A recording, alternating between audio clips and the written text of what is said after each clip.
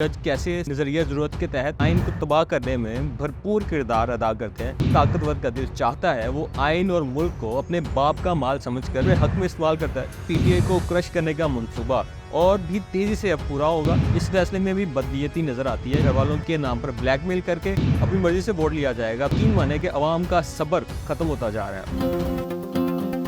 बिस्मिल्लाहिर्रहमानिर्रहीम, अस्सलाम वालेकुम। मैं हूं फ़हीम अहमद। पाकिस्तान में अदालतें और जज कैसे सियासी मकासद और नज़रिया ज़रूरत के तहत आइन को तबाह करने में भरपूर किरदार अदा करते हैं, इसकी एक क्लासिक मिसाल आर्टिकल 63A के हवाले से फैसला और फिर इस पर नजरसानी है। ये बहुत कम होता है कि सुप्रीम कोर्ट अपने फैसले पर नजरसानी करके बिल्कुल ही उल्ट फैसला दे दे। इस केस में ऐसा क्यों हुआ? फैसला इतनी जल्दी में क्यों किया गया? आने वाले दिनों में कौन सी बड़ी वारदात होने जा रही है? कैसे पीटीआई को क्रश करने का मंसूबा और भी तेजी से अब पूरा होगा? इसी वाले से तफसील से सारी बात और सारा सिनेरियो आपको सादा अल्फाज में समझाऊंगा। लेकिन सबसे पहले एक लाइन में समझ लें कि आर्टिकल 63A है क्या। आइन में तो ये तफसीलन दर्ज है, लेकिन इसका सादा मतलब यह है कि अगर किसी पार्टी का रुकने असम्बली, वज़ीर आज़म या वज़ीर आला के इंतखाबात, अदम एतमाद या एतमाद के वोट या बजट के दौरान पार्टी पॉलिसी के खिलाफ वोट देता है तो वो नाअहल हो जाएगा। अब ये बड़ा सादा और सीधा आर्टिकल है, लेकिन इस पर कॉम्प्लिकेशंस तब पैदा हुई जब साबिक चीफ जस्टिस उमर अता बंदयाल की सरबराही में सुप्रीम कोर्ट के 5 रुकनी बेंच ने मई 2022 में आर्टिकल 63A की तशरीह से मुतालिक साबिक सदर आरिफ अलवी के सदारती रेफरेंस पर 2 के मुकाबले में 3 की अक्सरियत से फैसला सुनाया था। फैसले के मुताबिक पार्टी पॉलिसी के खिलाफ वोट देने वाले को गिना ही नहीं जा सकता, जबकि ऐसा करने वाला रुकन नाअहल भी करार पाएगा। इस फैसले के बाद पंजाब में हमजा शहबाज की हुकूमत खत्म हो गई थी और परवेज इलाही वज़ीर आला पंजाब मुंतखब हुए थे। अक्सरियती फैसला देने वालों में चीफ जस्टिस अता बंदयाल थे जो रिटायर्ड हो गए, जस्टिस एजाजुल हसन थे जिन्होंने कुछ अर्सा पहले इस्तीफा दे दिया था,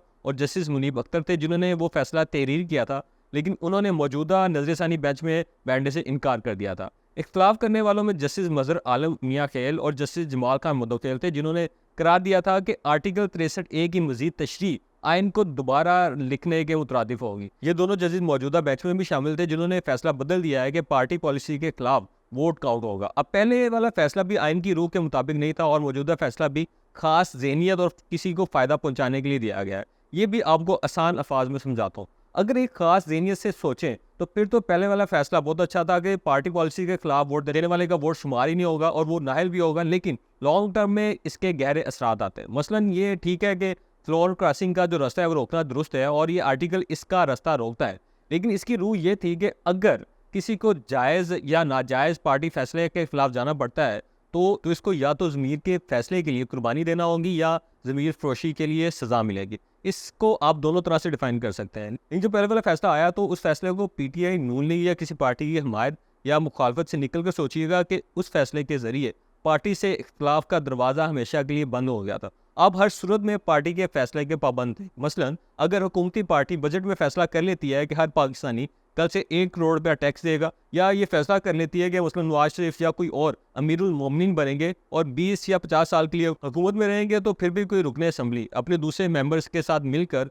उनका रास्ता नहीं रोक सकते थे, क्योंकि इनका वोट तो शुमार ही नहीं होना था। इसलिए इस फैसले पर कई सीनियर कानूनदान भी तहफ़्फ़ुज़ात रखते थे। लेकिन जहाँ उस फैसले में बदनीयती नज़र आती थी कि खास पीटीआई को फ़ायदा पहुंचाने के लिए फैसला किया गया है, ठीक इसी तरह इस फैसले में भी बदनीयती नज़र आती है, क्योंकि इस फैसले की टाइमिंग बहुत अहम है। सबको मालूम है कि हुकूमत एक तरमीम लाना चाहती है जिसके जरिए एक आइनी कोड बनाया जाना है, जिसकी सरबराही अभी तक की खबरों के मुताबिक जस्टिस काजी फाइज को सौंपी जानी है। तो पहले तो ये कॉन्फ्लिक्ट ऑफ इंटरेस्ट हो गया कि जिस जज को अगले चंद दिनों में मुबैना तौर पर फ़ायदा पहुँचने वाला है वो खुद ही इस बेंच की सरबराही करे और फैसले भी कर रहा है और करवा रहा है। दूसरा, ये एक साफ नज़र आ रहा है कि हुकूमत के पास आइनी तरमीम के लिए नंबर्स पूरे नहीं है। मौलाना ने भी इनकार कर दिया है। अब पीटीआई के अरकान असम्बली पर प्रेशर डालकर, लालच देकर पीटीआई के अरकान को इनके घर वालों के नाम पर ब्लैकमेल करके अपनी मर्जी से वोट लिया जाएगा, तो ये कौन सी आइनी बालादस्ती या जमहूरियत होगी?